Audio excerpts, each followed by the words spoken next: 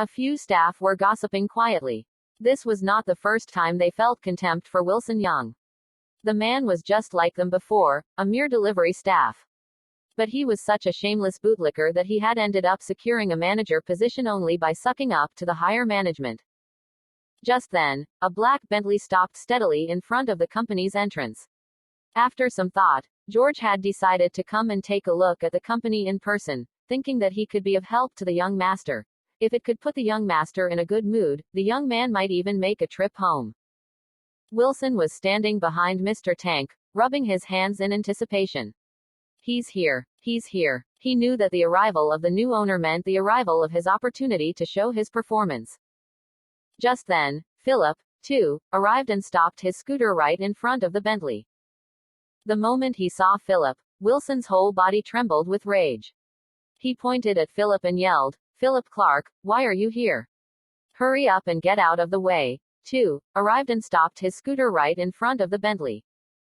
The moment he saw Philip, Wilson's whole body trembled with rage. He pointed at Philip and yelled, "Philip Clark, why are you here? Hurry up and get out of the way," too, arrived and stopped his scooter right in front of the Bentley. The moment he saw Philip, Wilson's whole body trembled with rage. He pointed at Philip and yelled, "Philip Clark, why are you here? Hurry up and get out of the way." Chapter 4. Wilson was now boiling with anger. That madman blocked the new boss's Bentley. Was he looking for trouble? "Philip Clark, what are you still standing there for? Get out of the way." Wilson pointed at Philip and barked at him. Philip had only just parked his scooter when he received another round of scolding from Wilson. Oh no, Philip's done for this time. Brother Will's going to have a fit. 10 complaint calls, and this crazy guy still has the guts to come back. This will cost at least 200 in deductions, that's a day's work. A few staff were gossiping quietly, and some others were enjoying the show. Among them were some old staff who used to work for Philip. When they saw the man reduced to the point of having to become a delivery man just like them, they started becoming more mean toward him. Philip was already used to it. Just then, Mr. Tanks glanced at Philip coldly. He looked annoyed and asked, "Manager Young, is this your staff?" Wilson quickly answered, heavy sarcasm in his tone, "Boss, you don't come here often, so I forgot to introduce you. This is Philip Clark, our company's ex-owner. He's now just a lowly delivery man here." Wilson deliberately emphasized the word, ex-owner, as he said it with thick mockery. "Oh, Philip, you'll be getting what you deserve thanks to karma, ha ha ha." Mr. Tank's expression darkened. He frowned and said, "Clear out that good for nothing so we can welcome the new owner." He finally remembered Philip, the sad young man who had sold him this company years ago. Unfortunately, Mr. Tanks had great wits but a short memory, so a man like Philip who was on the lower level in society never left too much of an impression. Mr. Tanks then straightened up his suit and moved toward the Bentley with a massive smile. Upon receiving the order, Wilson immediately assumed authority and pointed cheekily at Philip. "Philip, pack your bags and go." Philip rolled his eyes and stared at Wilson like an idiot before spitting a single word, "Lunatic." Everyone present had heard his response, and their expression turned odd. Wilson immediately flared up. His finger was so close to poking Philip's nose as he bellowed, "FCK. Try saying that again." Philip then let out a cold laugh. "As you wish then, you lunatic. Your whole family is crazy. You're a dead man, Philip. You are now fired, and you need to reimburse the company for the losses you have made," Wilson said through gritted teeth as he glared at Philip with widened eyes. "This man doesn't know his place. He should be reminded that he's no longer the boss of Gopher Delivery Services, but he's so arrogant. Just wait and see how I'll deal with you later."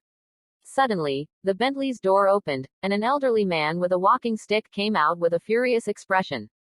"Who dares to fire him?" The elderly man then walked past Kevin Tanks, who had come to receive him with a smile on his face, and to everyone's surprise, stopped in front of Philip. He straightened up, bent over slightly, and lowered his head. His actions were fluid, showing great respect. "Young master, sorry I was late," said the old man. His voice was not loud, but it sounded like a pin dropping in the silence.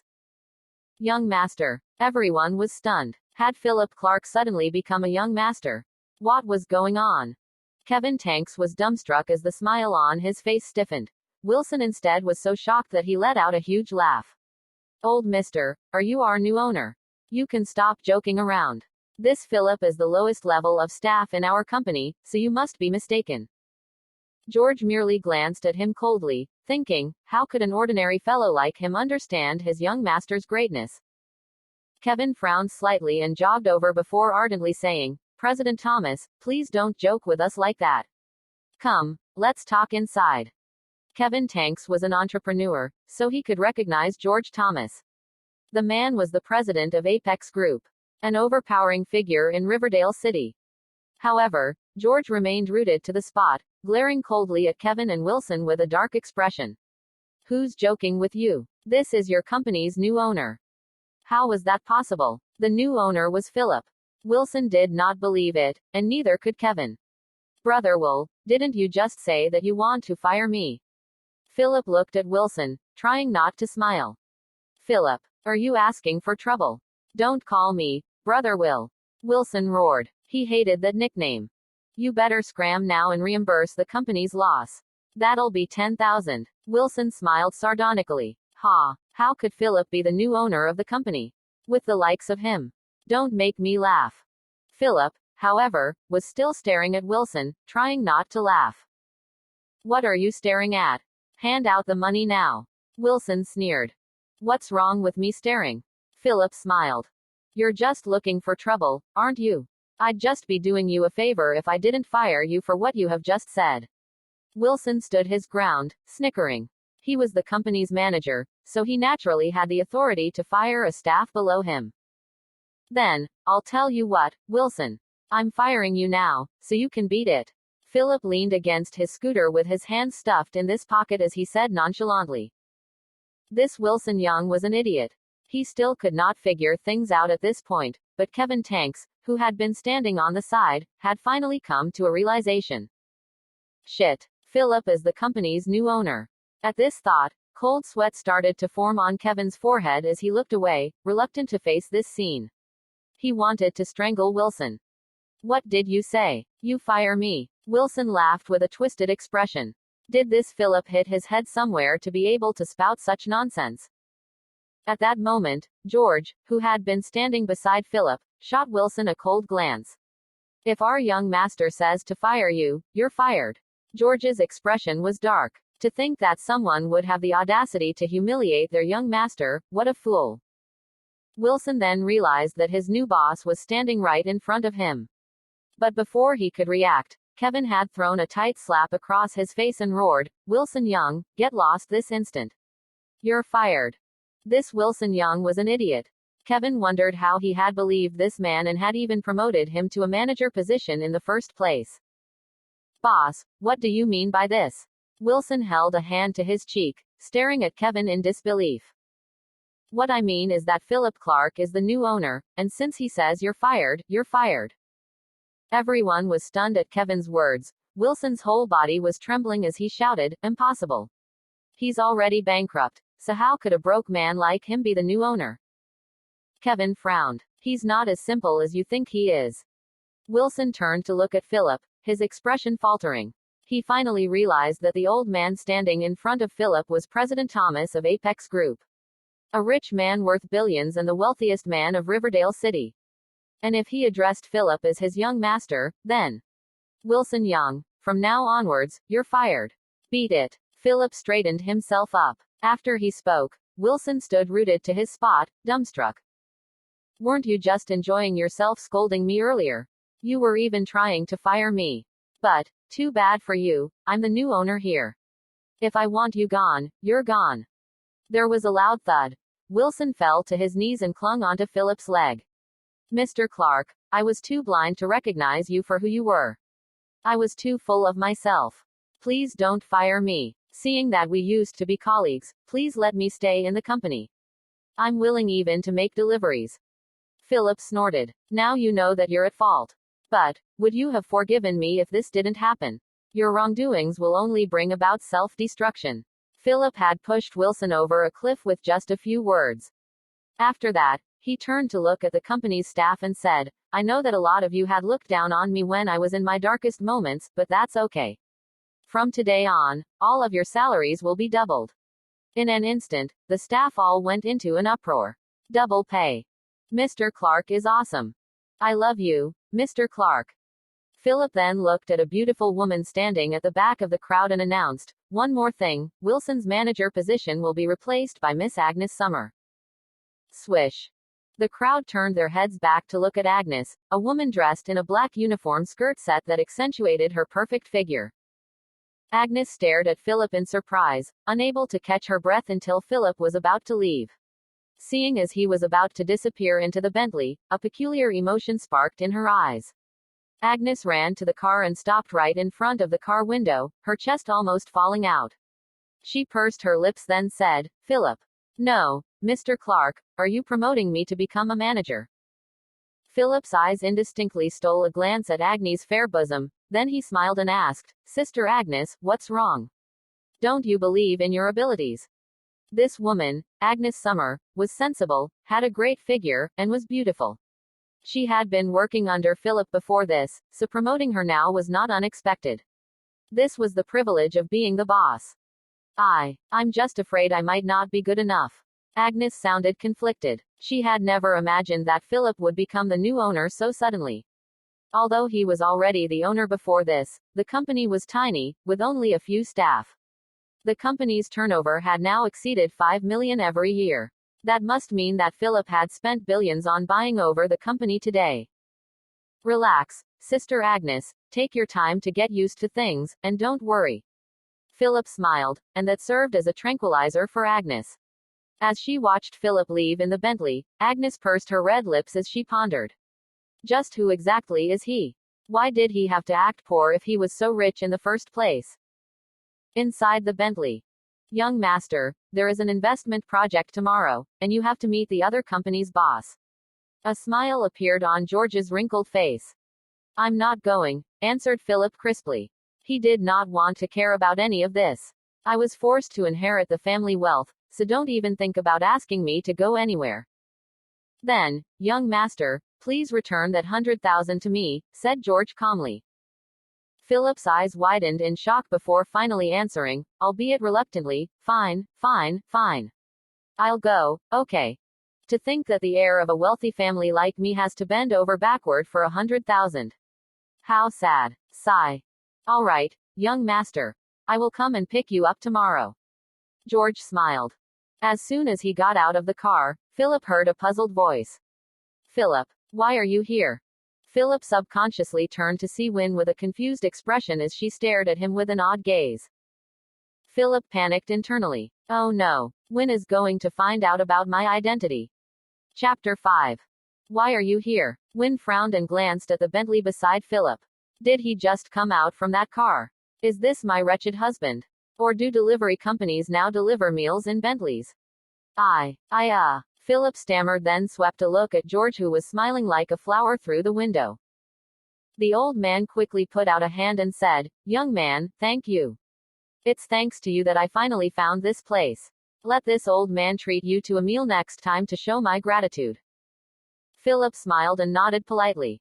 That's okay, sir. Please take care on your way back. The tone of his voice hinted to the elderly man to leave quickly. George did not say anything but smiled and nodded at Wynn before asking the driver to move away. Wynn froze in shock. Wasn't that the chairman of Apex Group, President Thomas, the wealthiest man in the city? And Philip was just in the same car with him. Do you know George Thomas? Wynn looked back at Philip, surprised. Philip shrugged. No, I don't. That old thing was lost, so I just led the way. That old thing. The corner of Wynn's mouth twitched. He had called the wealthiest man in the city, that old thing. How rude. What do you mean by, old thing? That man is the wealthiest in Riverdale, the president of Apex Group. Wynn rolled her eyes at Philip. This man was senseless. The more Wynn looked at him, the more contempt she felt. She merely said coldly, Philip, don't forget that my father will be hosting a get-together this weekend at Virtuous Court. Prepare some gifts. I never said I would go, answered Philip. Wynn was irked. She had put in a lot of effort to persuade her father, telling him that Philip would come and apologize to him, and she hoped that her father would not give him such a hard time. But, what was with Philip's attitude? Forget it, forget him. She must have been blind back then to fall for this man. Do as you please then. Wynn's temper flared up, and with a twist of her slender waist, she turned to leave. As Philip watched her leave, he noticed that she had changed clothes. She even seemed to be wearing perfume and had makeup on. Philip was puzzled as he saw her enter a large building. He started pondering, didn't Wynn say she was going back to the office? Why was she here? And where was this? It's Hilton Hotel. At the thought of that, Philip felt anger rise in him. He was putting in so much effort at work, but she came to a hotel. This would not do. He must follow her and see what was going on. Wynn was very stressed out today. First, her daughter's heart disease had relapsed under the care of that irresponsible Philip. Next, she had to worry about that whole matter with Juan Parker, and after she returned to the office, one of her projects was facing some challenging patch. The president of this project stood her up and insisted that she come for a discussion at the Hilton. Wynn had wanted to refuse, but the client was using the project to pressure her, so she had to show up. This project was worth $1 million. Just then, her phone rang. Hello, President Warren, I've arrived. Where are you? I'm waiting for you at the restaurant on the 6th floor. The mellow voice of a man sounded from the other end of the call. All right, President Warren, I'll be over soon. Wynn smiled. After she hung up, Wynn let out a sigh, looking a little hesitant as she stared at the elevator before finally deciding to go upstairs after all. The moment the elevator doors closed, Philip appeared in the lobby and saw that Wynn had gone up from afar. He ran after her, but a cold, mocking voice stopped him instead. Wow, isn't this my cousin brother-in-law who works as a delivery man? Are you delivering to the Hilton? Philip turned his head to see a gorgeous and fashionable couple, leaning close to each other. The girl had her arms crossed with a mocking expression as she leaned into the arms of a tall and handsome man. Lynn Johnston. Philip frowned before taking note that the elevator had stopped on the 6th floor. The girl walked over with a taunting look and laughed. What a coincidence to see you here. It looks like your area of coverage is extensive. This girl was Lynn Johnston, Wynn's younger cousin's sister. She was only a freshman in college, but she looked like a fine woman. Linny, who's this? The handsome man beside Lynn signaled her with his eye and asked. Lynn immediately snorted. He's my cousin brother-in-law. Didn't I tell you before? The one whose business failed and had to do deliveries for a living. He even borrowed a few $1,000 from me but hasn't returned it yet. Lynn had always looked down on Philip because he was just rubbish. She always felt that a frog like him did not match up to her cousin. While the man did marry her cousin's sister, it was more accurate to say he married into her family instead. How shameful. Ha ha, this is the cousin brother-in-law you've been talking about. The man laughed out loud, the mockery visible in his eyes. Philip was starting to get annoyed. He was Lynn's cousin brother-in-law after all, so what was she trying to achieve by getting outsiders to humiliate him too? I'll return you the money, but I have something to do now. So, I won't keep both of you company. Philip forced out a smile. Lynn was still Wynn's cousin's sister, so as an elder, Philip felt that he should exercise more tolerance. If she knew that he was now the heir to the world's largest consortium, he wondered what expression Lynn would have right now and how would she react. Humans are always superficial and ignorant. Return me the money. I'm not counting on it. With your pay as a delivery man, would it even be enough to cure Mila? Lynn asked sarcastically. Her cousin brother-in-law was trash. And that little BTCH should have never been born. Lynn did not think much of Philip, so naturally, she felt the same for his daughter. When Philip heard this, his expression gradually turned cold. Lynn Johnston, I am still your cousin brother-in-law. Don't you think you're too rude?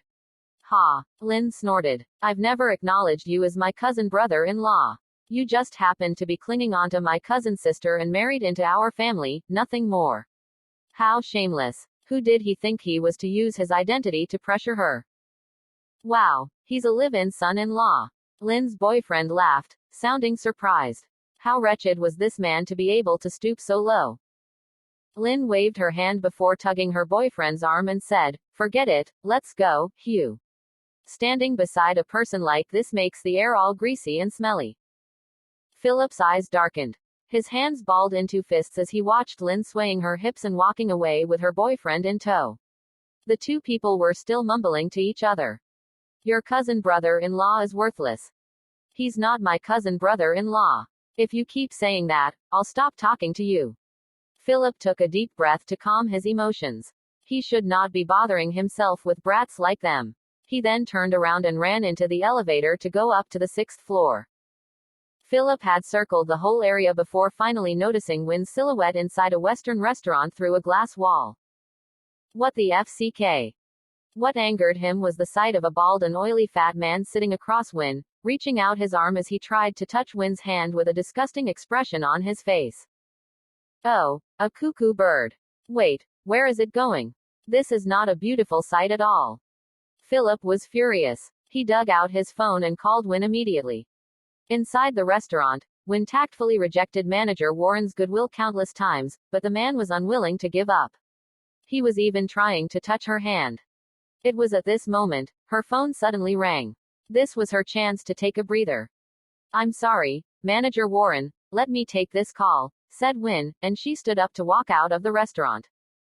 Manager Warren's tiny eyes narrowed as he stared at Wynn's back profile. He could not stop himself. He was thinking to himself that he will surely punish this proud woman tonight.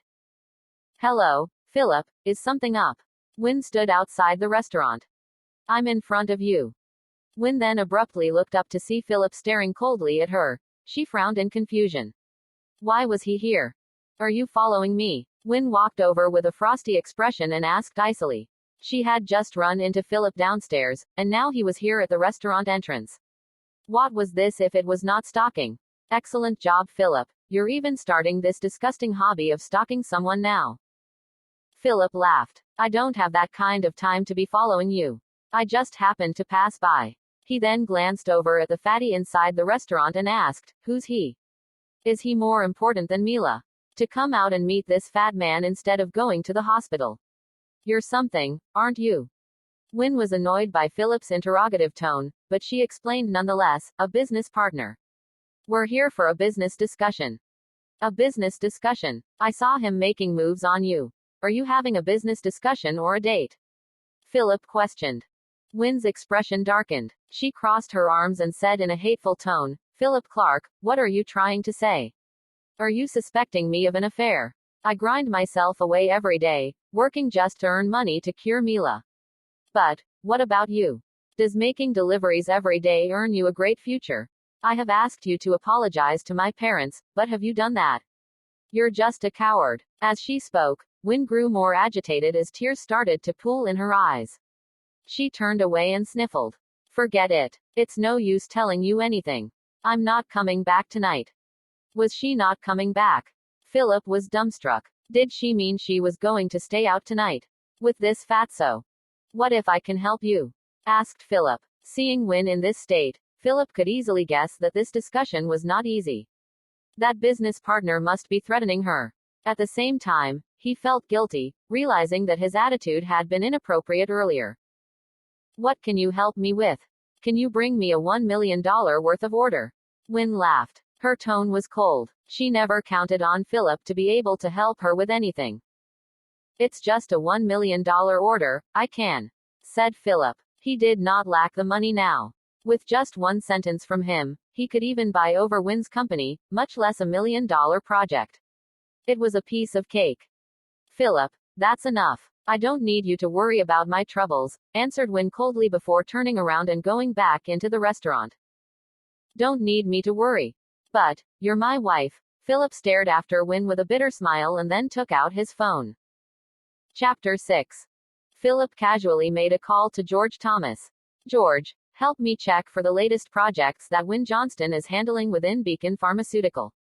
Is there a $1 million order? Let me know who is the client and the person in charge. From the other end came George's respectful voice, saying, Young master, Beacon Pharmaceutical is one of the companies that the Clark family invests in. I'll get President Hall of Beacon to visit you personally. Beacon Pharmaceutical is actually one of the companies our family invests in. My dad is too awesome. Philip suddenly regretted not inheriting the family business earlier. No need to. Investigate quickly and have the client smoothen the whole process so that they won't give Wynn a hard time, said Philip calmly. Young master, I recommend you to just buy over that client's company. You don't lack the money, George suggested. What the FCK? Buy over. As expected of a butler from a wealthy family. Oh George, old man, do you really talk this big now? It's called being low profile, do you understand? If I wanted to buy it, would I have waited until now? Philip answered indignantly. All right, young master. Please give me 10 minutes, George said sheepishly. As soon as he hung up, George immediately got his secretary to contact Beacon Pharmaceuticals chairman, Derek Hall. When Derek received the call from George's secretary, he was trembling with excitement. President Thomas, do you need me for something? It was a call from the richest man in Riverdale City. The chairman of Apex Group. Countless people wished to have a meal with him. President Hall, it's not me who wants something from you, but my young master. George's voice sounded calm through the phone, but his tone was forbidding. He was, after all, the richest man in Riverdale City. He had to sound respectful in front of the young master, but toward other people, he was the boss. And a boss naturally needed to behave like one. Young master. Derek was currently sitting inside the president's office of Beacon Tower, stunned as he started to break out in cold sweat. President Thomas's young master. The richest man in the city still had a young master. That was just too scary. Then, what would the young lord like from me? Derek asked carefully, terrified of enraging George if he was not cautious enough. There's a Wynn Johnston in your company. Who is the client she has been in contact with lately? Asked George. Derek knew Wynn Johnston. She was the deputy manager of the marketing department, a strong woman, and he had had his eyes on her for a long time now. But sadly, she was married, although it did not matter. Derek immediately jogged over to the marketing department with his head drenched in sweat. When the staff of the Beacon Pharmaceutical marketing department saw Derek, they all kept quiet. Where is Deputy Manager Johnston? Asked Derek. She went out for a business discussion, a staff member answered. Who is the client? Asked Derek. Manager Maury Warren of Victory Pharmaceutical, the staff member answered. Derek brought the phone back up, turned around, and respectfully reported, President Thomas, it's Maury Warren from Victory Pharmaceutical. All right, got it. George directly hung up after that. Next up, George used his own authority to give Victory Pharmaceutical a warning. He had served as a butler for so many years now, he could naturally figure out what his young master was thinking. This Maury Warren from Victory Pharmaceutical must have offended the young master. 6 minutes later, Philip, who was making his way to the hospital, received a call from George. Young master, everything has been taken care of. Okay. Don't tell Wynn about this, and shut everyone else up. I don't want to hear even a peep about it, said Philip. Understood, young master. Low profile. George chuckled. After hanging up, Philip looked at the hospital building in front of him and smiled bitterly. Oh, Wynn, you keep saying that I can't help you. I'm telling you now that I can assist you with simply one sentence. If you ever found out one day that I've been supporting you, how would you react? Moving back to the Western restaurant on the 6th floor of Hilton Hotel. Maury Warren had had too much to drink and now his hands were starting to misbehave. Deputy Manager Johnston, you just keep eating but you won't touch your wine. Are you looking down on me? Maury put on a long face, his voice sounding dark. Wynn flashed an apologetic smile and explained, Manager Warren, you're mistaken. I'm just unwell these few days, so I can't drink alcohol. This shitty fatso keeps trying to touch me, he's so irritating. HMPH. Since you've put it that way, I don't think there's anything for us to talk about anymore. Maury snorted before threatening Wynn. Deputy Manager Johnston, you should know that not only Beacon is trying to cooperate with us. There are a lot of people begging to see me. At his words, Wynn frowned and looked hesitantly at the red wine on the table. All right then, I'll just have one glass, said Wynn. She took the bottle of red wine and poured herself a glass. Maury was all smiles as he looked at Wynn. This woman was so endearing under the dim lights. Wynn drank the whole glass at one go. Manager Warren, will this do? Let's talk about our collaboration. Deputy Manager Johnston, don't be in such a rush. Why don't we talk about this slowly upstairs? Maury Warren revealed his real agenda for the night. Soon after he spoke, he put his hand onto Wynn's thigh and wanted to go further in. Slap. Wynn had stood up directly and gave the man a furious slap. Manager Warren, that's enough. You BTCH, how dare you slap me? Maury glowered furiously and stood up. He lifted an arm and was about to slap Wynn when. Ring ring ring. The sound of a caller tone interrupted him. He grabbed his phone as he watched Wynn leave, roaring into his phone, "Who's this?" Maury Warren. Is that how you should be speaking to me? On the other end came a similarly enraged roar.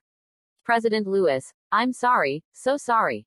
A few promoters kept calling me just now. What do you want with me? Maury immediately sounded like an obedient little kid. This man, President Lewis, was the chairman of Victory Pharmaceuticals, his boss. What was he calling him for? Although the man had now ruined his plans, Maury did not dare to complain. You're asking me, did you deliberately try to trouble Deputy Manager Johnston on our collaboration? President Lewis asked, sounding exasperated. Just one moment ago, he had received a call from the wealthiest man in Riverdale City, George Thomas. The man's words were filled with provocation. Damn it, this Maury Warren. He had the audacity to offend such a prominent figure. Was he looking for trouble? President Lewis, how do you know about this? Maury was stunned. Could Wynn have told on him? But, she was only a mere deputy manager of the marketing department. It was impossible for her to be in contact with President Lewis. You're even asking me this. Are you trying to get yourself fired? President Lewis flew into a fit of rage and roared, our collaboration with Beacon is approved. And you better apologize to Deputy Manager Johnston immediately, in person. Without her forgiveness, don't even think about coming back to the company. You can just scram. Thud. The call was ended and Maury Warren was flabbergasted. He could tell that President Lewis was really furious. Without another word, he dashed out to chase after Wynn. Deputy Manager Johnston, please wait. Maury was now behaving like an obedient child, lowering his head, bending over slightly with his hands held together to show his apology. Deputy Manager Johnston, I'm so sorry, I was muddled earlier. I'll sign our collaboration agreement immediately. I hope Deputy Manager Johnston can forgive me for being blinded by desire. Wynn was stunned. She stared at Maury in shock and confusion. Manager Warren, do you mean it? This was the order she had been working on for a whole month. 100,000. Her commission alone was worth tens of thousands. They could finally pay Mila's treatment fees. In just 10 minutes, Maury and Wynn signed the agreement. Everything happened so fast that Wynn still could not regain her senses. President Warren, you mentioned that your chairman has approved of this personally, right? Wynn asked, feeling confused. Maury had been giving her a flattering smile the whole time. Yes, Deputy Manager Johnston. You should have told me that you were an acquaintance of President Lewis. We almost had a misunderstanding. Wynn nodded, still puzzled. How could she be acquainted with President Lewis of Victory Pharmaceutical? That must mean someone had helped her. Could it be Juan Parker? She had mentioned this to him in the morning. I must ask him, thought Wynn. She subconsciously compared Philip and Juan in her mind and the contempt for Philip grew. Her husband was just too useless. On the other hand, Philip was still not aware that after helping Wynn with her problem, the latter had misunderstood and thought that his rival, Juan, had helped her instead. If he found out about this, he might just vomit blood. The next day in the afternoon, Philip got into a Bentley after leaving the hospital. He had made an appointment to meet someone with George today. After Philip left in the car, a girl who was standing a little too far away mumbled suspiciously, "Why does that back profile look like Philip?" Lynn Johnston was here at the hospital today to visit her cousin's daughter. She had been unwilling to come, but her parents said that it was rude of her not to visit a Johnston family member. However, upon reaching the hospital entrance, Lynn happened to witness Philip getting into the car. But, she assumed that her worthless cousin brother-in-law could never afford a luxurious car like a Bentley, so Lynn never gave it another thought and went into the hospital's inpatient department. Inside the moving Bentley, Philip asked lazily, "George, who are we meeting today? Are they troublesome?" George answered respectfully, "Young master, it won't be troublesome. He's a collector in our country, considered a friend of mine." "Why am I meeting your friend then?" Philip asked. Instead. "Good old George, is this a reenactment of the Brokeback Mountain? You're already at this age, and you're still getting involved in things like this." George was all smiles. "Young master, this is only a small business worth $1 billion. You need to learn from experience so you can inherit the family fortune as soon as possible." This answer made Philip look up at George. A business worth $1 billion was a small business. He held back the urge to roast him and said, "George, do you know how the cow died?" "Oh no." After not meeting for 7 years, this old thing was getting more and more pretentious. As the heir of an elite family, Philip had the misconception of being frightened. Chapter 7. The Bentley soon arrived at Riverdale Virtuous Court. This was a famous restaurant in the city where only the wealthy and prestigious could dine. Virtuous Court also required a membership reservation where the minimum requirement was to spend at least $1 million to keep the membership. At that moment, standing at the entrance of Virtuous Court was a well-known entrepreneur. The chairman of Civil Trading Group, Russell Field. The company specialized in import and export business, mainly dealing with artistic pieces. As the company chairman, Russell himself was a wealthy man worth $3 billion. He was also a nationally famous collector. A well-known figure within the local collectors community. Russell had brought more than 10 personnel from his highest management to wait respectfully at the entrance of Virtuous Court with him. This scene caused quite a shock to the patrons dining at the restaurant. There were even bursts of exclamation. "Isn't that the chairman of Civil Trading Group, Russell Field? Who is he waiting for with this extravagant display? What a rare sight. A billionaire like Russell is waiting so humbly at the door of Virtuous Court. Is there a prominent figure coming? Whoever it is, they must not be from Riverdale." The moment Philip saw a crowd of well-dressed elites waiting at the entrance of Virtuous Court, he frowned inside the Bentley. "Didn't I say to keep a low profile? What's with this extravagant display?" George smiled sheepishly. "Young master, President Field must have wanted to give you a surprise.